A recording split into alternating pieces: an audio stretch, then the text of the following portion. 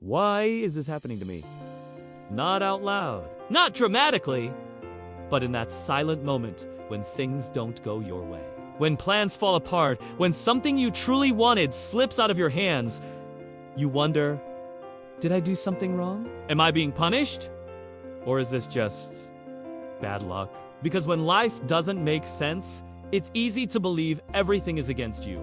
But what if something else is happening? What if the doors that close, the paths that disappear, are not signs your life is falling apart, but signs that it is quietly being redirected? This is the story of a man who thought God had abandoned him, until he realized he'd been protected. Stay with me until the end, because this story might change the way you see every setback in your life. In a small village surrounded by fields and quiet roads, there lived a man named Arav. Arav was not lazy. He worked hard. He prayed. He believed. More than anything, he trusted that if he did the right things, life would eventually reward him. And for a while, that belief kept him strong. But slowly, things began to go wrong. The first was his job. After years of working at a local shop, the owner decided to close it down. No warning, no backup. Just like that, Arav was unemployed. He told himself, it's okay. Something better will come. He believed it. He had to. But weeks passed, then months.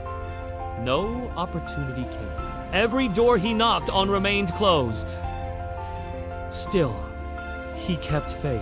God has a plan, he would say quietly. Then came the second blow. A small business idea he had been working on for months failed. The money he had saved was gone. Not slowly, all at once. Now, it wasn't just disappointment. It was pressure, fear, uncertainty. And for the first time, his faith began to shake. One night, sitting alone in the dark, Arav looked up and whispered, "Why?" Not in anger, but in exhaustion. "I did everything right. I worked hard. I trusted you. So why does everything keep going wrong?" There was no answer, only silence. Days later, a friend came to him. "There's work in another town," he said. "Good pay. Stable. You should come." Arav felt a spark of hope. Finally, something was opening. He prepared to leave, packed his few belongings, said his goodbyes. But on the morning of his journey, he fell sick. Not slightly, severely. High fever, weakness. He couldn't even stand. The trip was canceled. The opportunity, gone. When he heard that his friend had already left, something inside him broke. "This is not fair," he said to himself. "Every time something good comes, it's taken away." That night, his faith didn't feel strong. It felt distant. For the first time, he stopped praying. Days passed. Arav slowly recovered, but his heart felt heavier than his body. He no longer expected things to get better. One morning, as he walked through the village, he saw an old man sitting under a tree. Calm, peaceful. People respected him. Not because he was rich, but because he understood life. Arav sat beside him. Then quietly, "I think God has forgotten me," he said. The old man didn't react immediately. He asked, "Why do you think that?" Arav let out a long breath. And then he told him everything. The job, the failure, the sickness, the lost opportunity. "I don't understand," he said.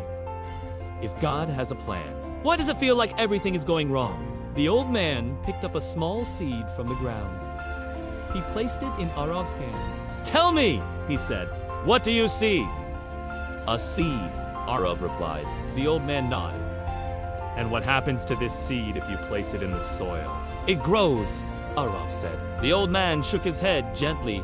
"First, it breaks." Arav looked at him. "If the seed refuses to break, it will never grow. It will remain exactly what it is, safe, untouched, and lifeless. Sometimes, life has to break your plans, so something greater can grow."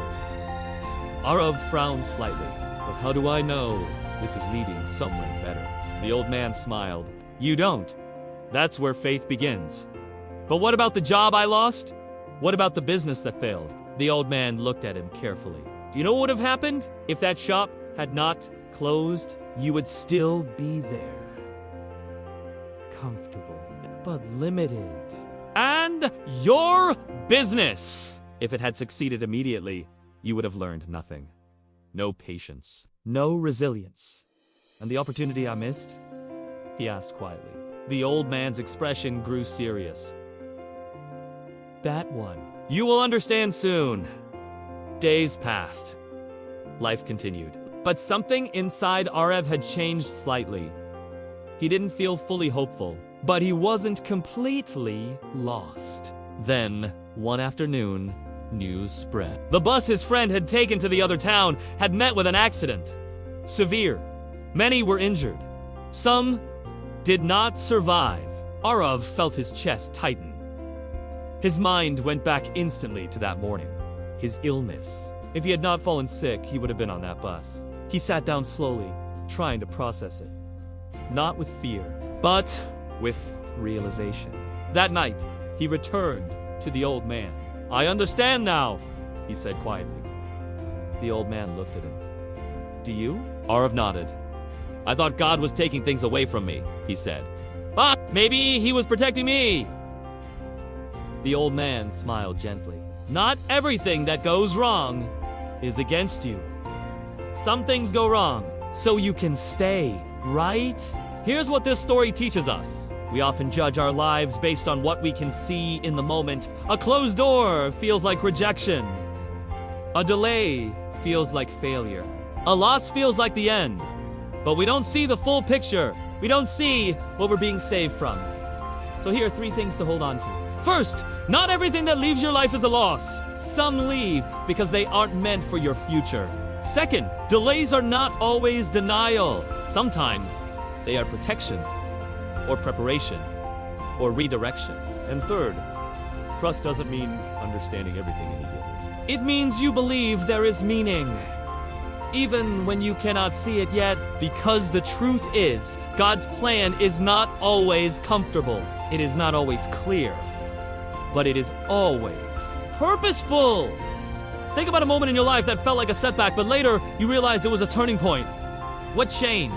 Share this story with someone struggling to understand why things are happening. Until the next story, trust the process. Have faith in the unseen.